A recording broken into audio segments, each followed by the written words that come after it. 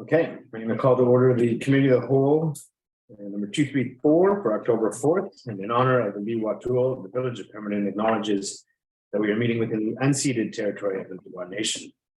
Those members of the public in attendance, please note that this meeting is a live webinar and is being recorded. The recording of the meeting will be available on the village's website following the meeting. Any changes to the agenda? Seeing none, motion to approve. Councilor Noble, second by Councilor Zant. Any opposed? Motion carries. Approval of the minutes from committee of the whole number 233 from September 20th, moved by Councilor Craddock, second by Councilor Noble. Any opposed? Motion carries. Takes us right to the main event, number 4. I would like to introduce Veronica Woodruff. The table is yours to take us through your most excellent work. Thanks. I tried to keep this at 10 minutes. I'm going to talk really fast. I'm not going to talk a lot of context or give myself an intro. So I was like, I know everybody, but then I was like, oh, maybe I don't know everybody. Veronica Woodruff, I wear a few hats. But this one I'm going to talk about my newly published master's thesis that I did in Pemberton as you know, this is Mount Meagher, about 60 kilometers west of us here. Largest landslide in Canada occurred in 2010, largest in the world since 1947, deposited 50 million cubic meters of sediment into the valley. Those sediments are highly mobile. They've been moved downstream by freshets, flood events, things like the heat dome. And what's happened, we've got this flood infrastructure that was built in the 50s and are in that same alignment, pushed up the rivers against each side. And since the landslide, that debris has been accumulating on the bottom of the river. We had really good floodplain mapping work done in 2018, as you know, and that determined our, this is the probability of a flood return. That when you get your infrastructure built, it has to be to a 1 in 200 year flood to be able to withstand that kind of flow. That's just a probability that a flood of that size will occur in any given year. So a 1 in 200 is about a 0.5%. The yellow highlighted line is our 1 in 50 year. That flood flow, 1,540 cubic meters, is larger than the 2003 flood event, which was the largest on record. So right now our infrastructure isn't even set to a 1 in 50 year. And the blue highlight, 849, this is the heat dome last year. We were under 800 cubic meters per second last year, which resulted in evacuation alerts and orders throughout the whole valley. So the bottom line is the river is filling up with sediment, and I wanted to understand how I could support the community and understand how to address this flood risk. And of course, we're a rapidly growing community. Pemberton was one of the most, the rapidly growing population for the southern BC. And in addition to this 32% growth, we had 90% new residences built compared to 2016. So 90% more residences. So, and a lot of those are obviously off the floodplain, but flooding is incredibly disruptive no matter where you live in town. So what I wanted to look at, I'm a lonely citizen. And so I wanted to know how I could understand how collaboration works between the individual to the agencies to the government. So both kind of horizontally and vertically. And to do that, I wanted to look at the current state of what is happening in collaboration, what the future state is, and what are actions we can do to prepare. And my capstone partner was the Diking District, who is responsible for flood mitigation. So what I did is I hosted 3 focus groups. One was for residents, businesses, nonprofits. One was for first responders, so fire, police, medical, social services. And one was for all the emergency managers in all the governing agencies and elected officials. So all of that data analysis took me 2 months instead of the 1 week I thought it would take. And then I followed up with 7 interviews. I wanted to circle back to 2 participants from each to see what they thought about my conclusions. And what I did was I had them review this collated visual explorer with 111 images where people could build metaphors on their understanding of where we're at within collaboration and flood risk. So it was just a different way to invoke stories about, to understand where we're at. And I thought it was a really interesting tool. So these are my findings. All of these photos were selected by participants in the focus groups to represent their stories around collaboration. And so the first was that Pemberton's a strong community affected by extreme risk. And also that they're a strong community because of extreme risk. So there's a lot of stories about supporting neighbors during the evacuations last year and people that had moved back to the community because they really loved the way that Pemberton community worked together. So I wasn't going to include this because I already knew this, but then it featured so heavily in the focus groups, I felt like it was important. There was no participants that thought collaboration was not important. So there was benefits to collaboration, obviously, leveraging resources and expertise, different perspectives.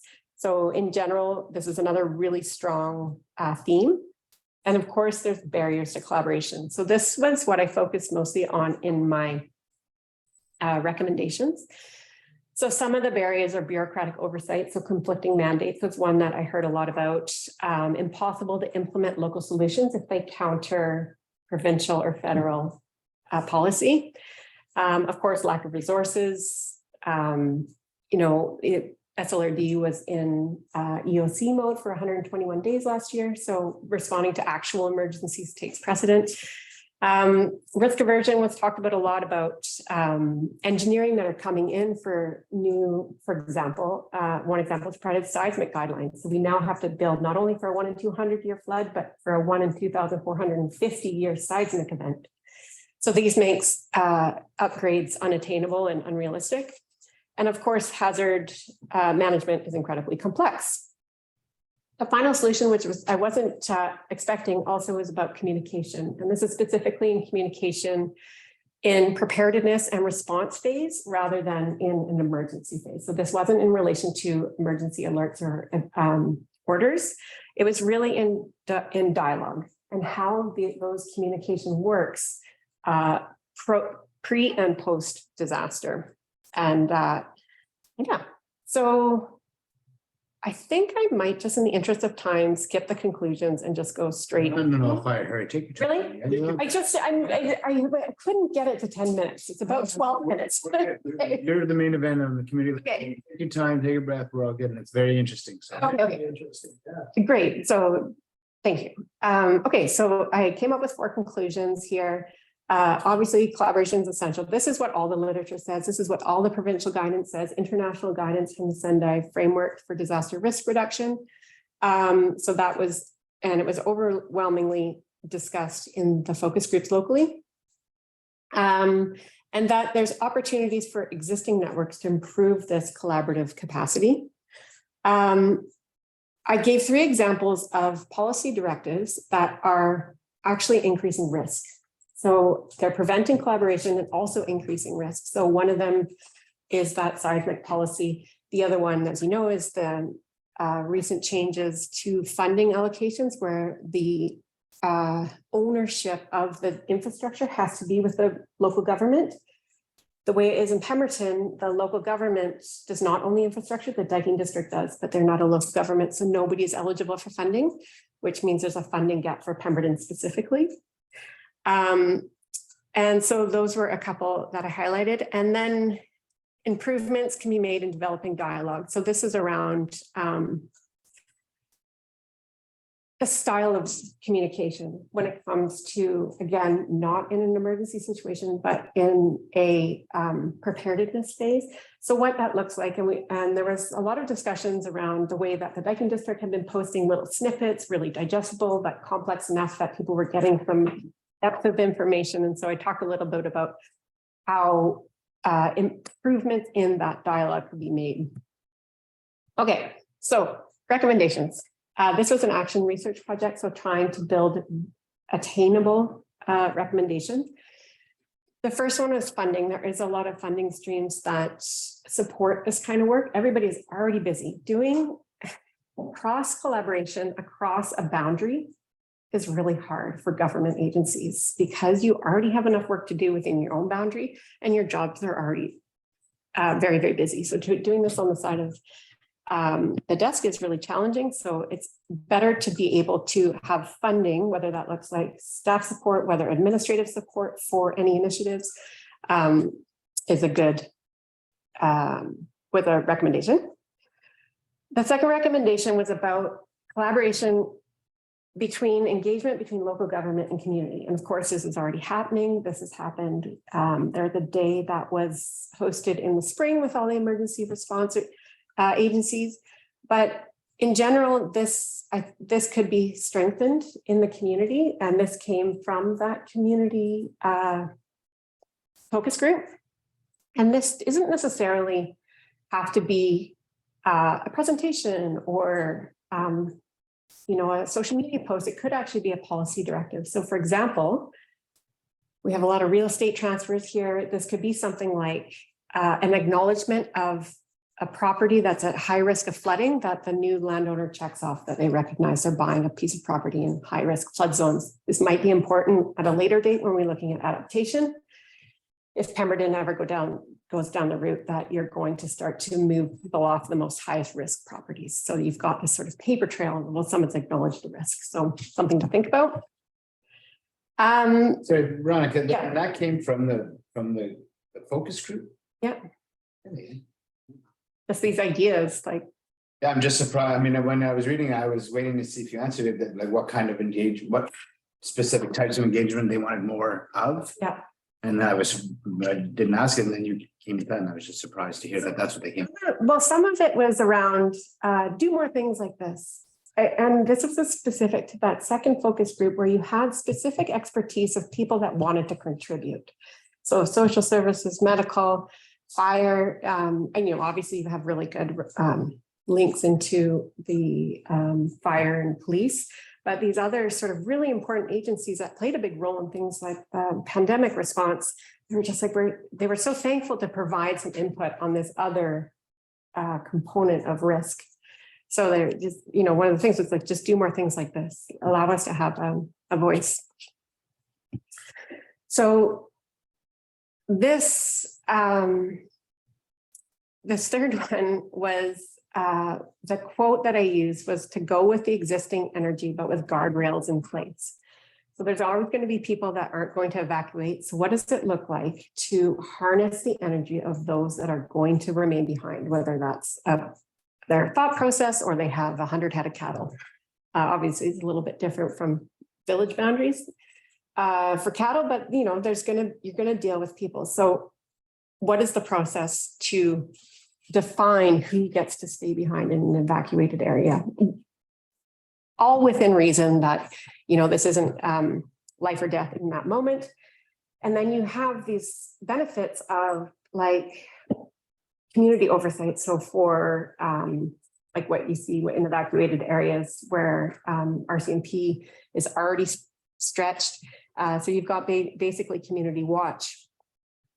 The processes that exist now are to create massive barriers because the insurance you need and the training you need, it's a 2-year course and it's $100,000 in insurance. So it's that risk piece. And so finding a way to balance the risk with what your needs are in an emergency. And that should be defined ahead of time. So I introduced early in the thesis about the Pembina Valley Emergency Management Committee. This is like a really important group that shows real leadership and even to have that conversation between different agencies and provides a really great platform for dialogues with other agencies. So this might not be the right agency to go from government to people, but this is a great collaboration to invite other agencies to participate. So especially where they can be operationalized.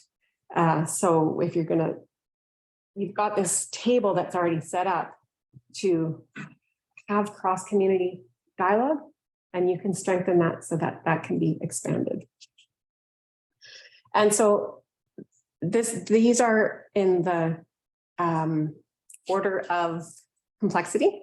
So this one talks a little bit about the Pemberton Valley Emergency Management Committee and what that might look like if you did implement a broader collaboration for this. So if you're going to develop sort of a community of practice, you define what your common purpose is, who is going to be at the table, and what are the resources, expertise, the willingness of those participants? Like, what does this group actually look like? So further defining where you might go if you did expand the PVEMC. This is defined in a good example of this is Vancouver's resilience strategy. Really, really good piece of policy that was written up. And this is also a recommendation in Pemberton's new climate action plan. It talks about adopting an adaptation plan. And so this is something that you could really develop these ideas more within that recommendation from the climate action plan. And the last one is literally impossible. This is about making transitional strategies from where we are at to where we need to be. So we do need really, really strong policies like those seismic guidelines, like things to protect our infrastructure and our highways. But to make them unattainable, there's no point. We need a transitional strategy to be able to get from where we are today to where we need to get to be in the future. So some kind of adaptive management. New Zealand does this really well. It's called enabling legislation. And so I think there's lessons to be learned. It requires embracing risk at higher levels of government. So that is a really challenging conversation to start. And then the discussion, I was thinking when I set up the focus groups, I was like, would it be cool if more than one person chose the same picture? And 7 people chose this picture, and there was many other people that were like, I was going to choose that picture too, as a representation of what they thought collaboration meant in Pemberton. And I leaned heavily on the work of Alex Steffen, who talks about discontinuity. So this idea that we're going to transition really slowly from where we are today to some future state with climate change is not true. We're in a state of discontinuity where we can't plan any longer from where we've been to where we're going. We can't use that as a basis for planning. And so he talks about ruggedizing systems. And this word really resonated with me in terms of Pemberton. And he sees resilient strategies as bolt-on strategies for a system that no longer exists, where ruggedization actually is a transformational way to see where we need to go to meet this future risk. And so I was really inspired by his work. Perfection getting in the way of progress is basically where we're at today. We know things that we need to do. We can't attain them locally because we're prevented by provincial policy or federal policy. And the example here from one of the participants is like, well, I would rather have 10 kilometers of a $1 million dike than 1 kilometer of a $10 million dike. So this is the conundrum that we are in currently. And yeah, I love this quote. I think I've probably used this in one of my presentations to council, but it's Rob Hopkins. If we wait for governments, it'll be too late. If we act as individuals, it'll be too little. But if we act as communities, it might just be enough and just in time.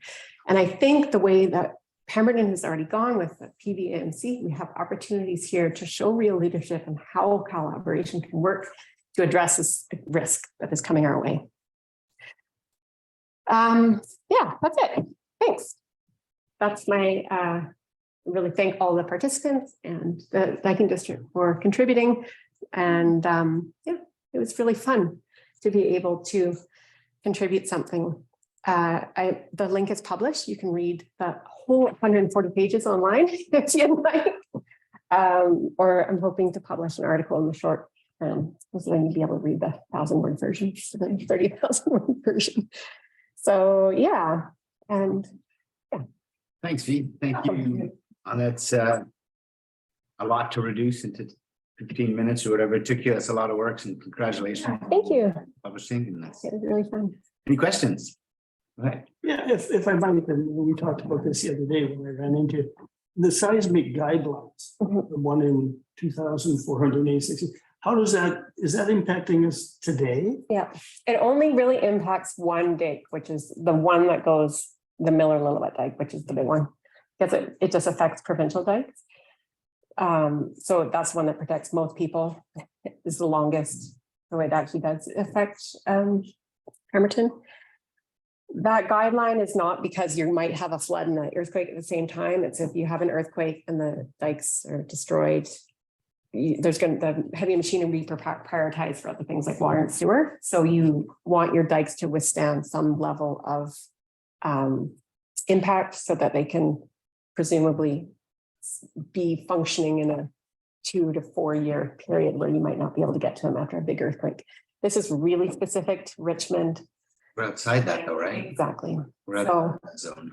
but this is provincial policy. This is provincial policy. So it doesn't matter where you live. It's and an engineer isn't going to sign off that the seismic effects in Pemberton are going to be less than Richmond because that's just really complex. So And that's what they found in Abbotsford, like the government put these restrictions in. And I heard it from Kevin of the Diking District. But as much as they're in place, they haven't funded to bring it up to that. So with that huge flooding mhm, in Abbotsford, now there's a situation where the government doesn't want to pay for the cost of bringing it up to that. Yeah. So we're, like you say, it's yeah. not a good circle. No, and that's a really big cost for the government for the response to that Sumas flooding. So there was lots to learn about Sumas flooding. I was really interested because they were going to appropriate those properties. Remember, right early on, I was like, let's see how this goes. Because they backed out almost instantly. Like there was about 6 hours, but that was a strategy. And then they came back and like, no, we're just gonna build the same thing. So We had some good conversations at UBCM with Mr. Forrest and then they asked for staff asked for a follow-up to the second day, but really talked about the fact that what is it, class 4? Is that the dike that the Lillooet, Miller Lillooet, that is class 4 requirement for seismic and seismic requirements, so that everything, you know, we went in and said, look, we have strategies, but everything we do runs into a wall. So we've been doing sediment removal. It helps a little bit. The province doesn't generally like sediment removal. That's not a favorite policy for them, but it does work for us, but you guys don't like it. Mhm. Building up our dikes requires everything you just talked about. And so that's, you know, and there's not the funds being given to do that. So we have plans and strategies. We've worked and collaborated well. PVMC, we've got the reports through Northwest and all that stuff. So I think we made the case where we've done everything we can, but every corner we turn and every tool we look at runs into some of the roadblocks. So had some good traction. They promised a meeting to be able to sit down with us and Kevin and others and say, and PVMC and said, you know, Yeah. what would you like us to do? Because if we don't do something, bring the buckets, you'll be coming to bail us out sooner or later, right? yeah, yeah. And there is innovative things that we can work on together, but some of them will counter like forest policy where your replanting guidelines aren't for forest yield, they're for biodiversity and slope stability. Yeah. But it's not even started because you can't counter what the Forest Act says. So, you know, there's great ideas out there. It's just really hard to move vertically in that governance world. So, yeah. Any other thoughts or questions? Go ahead. I was wondering if you went to that meeting, it was several years ago when a specialist came in and spoke about how, you know, if you had 30 dump trucks a day for 30 years, you wouldn't even like put a teaspoon in the beach of like trying to get that sediment out of the river. And so she was kind of saying the diking district's efforts were not really well advised.